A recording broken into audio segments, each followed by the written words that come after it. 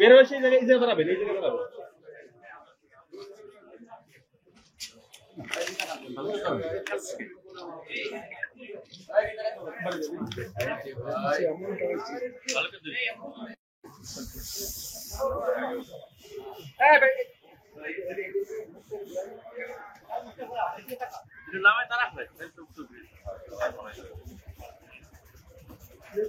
এই যে অপরাধী, এই অপরাধী ছিল খুব দুর্ধর্ষ প্রকৃতি।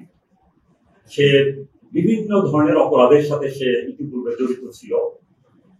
আমরা তার পিসিপিআর দেখেছি যে ছোটবেলা থেকেই মোটামুটি সে অপরাধ কর্মকাণ্ডের সাথে জড়িত। কাজে তাকে গ্রেপ্তার করতে আমাদের অনেক বেগ পেতে হয়েছে। সে তার লোকেশন ঘন ঘন তার অবস্থান পরিবর্তন করেছে, কোনো অবস্থানেই কিন্তু সে বেশি সময় থাকে নাই। অবশেষে আমরা গতকাল সন্ধ্যার সময় সেই দুজনকে আমরা গ্রেপ্তার করতে সক্ষম হই। একজনের নাম হলো শরীফুল ইসলাম ওরফে ডন শরীফ, আর একজনের নাম হলো রায়হান মোল্লা। আমরা যখন ঘটনা শুরু করি, ছায়া তদন্ত শুরু করি, তখন আমরা এক পর্যায়ে জানতে পারি যে তারা এই ছিনতাইয়ের সময় যে মোটরসাইকেলটা ব্যবহার করেছিল সেটা R15 মডেলের। আপনারা জানেন যে এটা অনেক দামি একটা মোটরসাইকেল। এই মোটরসাইকেলটি পাবনা থেকে সে গত মাসে চুরি করেছিল। চুরি কিভাবে করেছে? সে অনলাইনে যে বিভিন্ন আইটেম বেচা কেনা হয়, মোটরসাইকেল বেচা কেনা হয়, সে সেই বিজ্ঞাপন দেখে পাবনায় গিয়েছিল মোটরসাইকেল কেনার জন্য।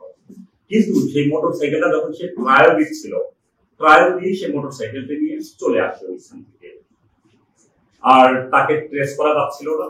তারপরে আমরা প্রযুক্তির সহায়তায় নিয়েছি, বিভিন্ন ধরনের টেকনিক আমরা স্ট্র্যাটেজি আমরা অ্যাপ্লাই করেছি, আমাদের ম্যানুয়াল সোর্স কাজ করেছে। তারপরে সে বিভিন্ন জায়গায় ঘুরেছে, চুয়াডাঙ্গা, কুষ্টিয়া, সে বিভিন্ন জায়গায় তার মুভমেন্ট করেছে। শেষ পর্যন্ত গতকাল আমরা গ্রেফতার করেছি। গ্রেফতার করার পরে আমরা তার কাছ থেকে কিছু আইটেম আমরা পেয়েছি। ছিনতাইকারী ব্যবহৃত আপনার একটা খেলনা পিস্তল, একদম অরিজিনাল পিস্তলের মতোই দেখতে, আপনারা যদি দেখেন এইখানে আছে, ছবিতে আছে, আপনারা দেখতে পাচ্ছেন।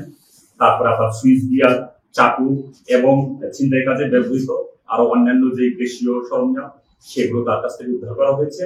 এবং তাকে জিজ্ঞাসাবাদ করে যে মোটর সাইকেলটি কোথায় আছে, তারপরে সে মোটর সাইকেলের তথ্য আমাদের কাছে দেয় যে এটা খুলনাতে আছে।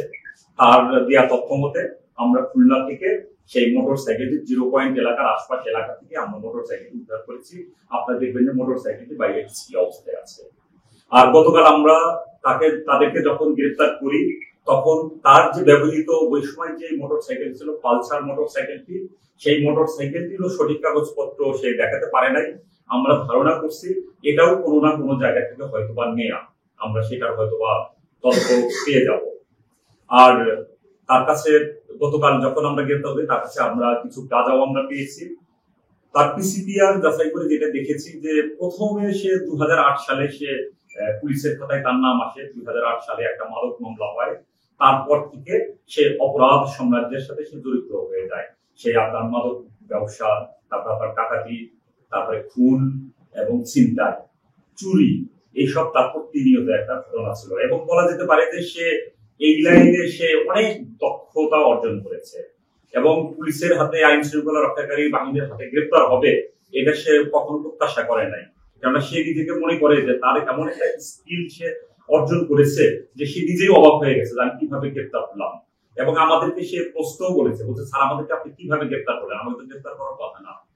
তারপরে সে এটাও বলেছে যে আসলে আমার একটা ছোট ভুল হয়েছে, যে আমার যদি R15 মোটর সাইকেলটা যদি থাকতো তাহলে আপনারা পারতেন না, আপনাদের উপর দিয়ে চালায় চলে যেতাম, মানে সেইরকম দুর্ধর্ষ প্রকৃতি। তারপরে সে তার যে সহযোগী রায়হান মোল্লাকে জিজ্ঞাসাবাদ করার পরে যখন বিভিন্ন ধরনের তথ্য দেয়, সেই তথ্য গুলো যখন সঠিক তথ্য দেয়, তখন আইন শৃঙ্খলা রক্ষাকারী বাহিনীর সামনেই সে তাকে দেখা যায় শাসন করার চেষ্টা করে যে তুমি অপরাধের কাজ করতেছো, তুমি সত্য কথা কেন বলো, মানে সে হলো সেই লেভেলে। অতীতে আমরা অ্যানালাইসিস করে দেখেছি এখন পর্যন্ত আমরা তার বিরুদ্ধে 10টি মামলার আমরা সন্ধান পেয়েছি। হয়তোবা খোঁজ খবর দিলে আরো হয়তোবা তার বিরুদ্ধে মামলার সন্ধান পাওয়া যেতে পারে।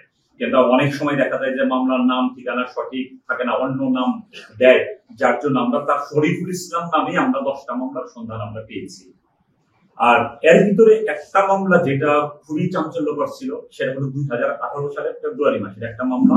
আপনারা জানেন যে বহুল আলোচিত স্টাফ নার্স, উনি আপনারা সিসি ক্যামেরার ফুটেজে দেখবেন, এখনো নেটে অনলাইনে আপনারা কিন্তু সেই সিসিটিভি ফুটেজটা পাবেন, যে রিক্সা যোগে যাচ্ছিলেন, তারপরে দুইজন ব্যক্তি, তার মধ্যে একজন শরীফুল ইসলাম ছিল, একটা মোটর সাইকেল রিক্সার পাশে থামিয়ে তার গলার চেইন ধরে খুব জোরে টান দেয়। টান দেওয়ার সাথে সাথেই সেই নার্স পড়ে যায় রাস্তার উপরে। তারপরে হসপিটালে কয়েকদিন চিকিৎসাধীন অবস্থায় থাকার পরে সে কিন্তু মৃত্যুবরণ করে। এটার একটা হত্যা মামলা হয়েছে এবং সেই মামলায় কিন্তু সে কিন্তু গ্রেপ্তারও ছিল।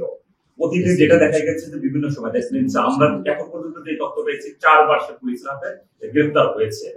তাকে জিজ্ঞাসাবাদে আমাদের যে ধারণাটা হচ্ছে যে সে আসলে অনেক অপরাধ কাজ করেছে, তার যেহেতু সে অনেক স্ট্র্যাটেজি ফলো করে, সে অনেক এক্সপার্ট এই লাইনে, সে দেখা গেছে যে টাইমটা সে বেছে নেয়। দেখেন তার টাইমিংটা হলো খুব ভোরবেলা, যখন মানুষ রাস্তাঘাটে বেশি মানুষ থাকে না, তখন যদি কোনো একটা নির্জন জায়গায় কোনো একজন ব্যক্তিকে টার্গেটকে যদি দেখে, তাহলে সে দেখা যাচ্ছে যে ওইখানে সুযোগ নেওয়ার চেষ্টা করবে, ওইখানে চিন্তাই করবে বা একটা দস্যুতা করবে সে, অথবা আপনার সন্ধ্যার সময় এইরকম একটা টাইমে করবে। একদিকে হলো সময়, আর একটা হলো প্লেস, আর একটা হলো নিজের অপরাধ করে এসকেপ করা, নিজের পরিচয় লুকিয়ে রেখে ওইখানে পালিয়ে যাওয়ার যে বিষয়গুলো, সেইটা সে খুব ভালোভাবেই জানে। কাজেই এই অপরাধীকে আমরা গ্রেপ্তার করেছি। আপনারা দেখতে পাচ্ছেন যে বাইরে 2টা মোটর সাইকেল আছে, একটা পালসার মোটর সাইকেল আর একটা R15 মোটর সাইকেল।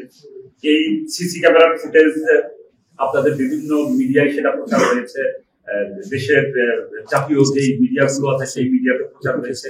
এটা প্রচার হওয়ার পরে জনগণের মধ্যে একটা আতঙ্ক একটা তৈরি হয়েছিল। তাকে গ্রেপ্তার করার পর থেকে ইনশাল্লাহ আমরা মনে করি যে সেই আতঙ্কটা অনেকটাই লাঘব হবে। যখন আপনাদের মাধ্যমে নিউজটা যখন প্রচার হবে,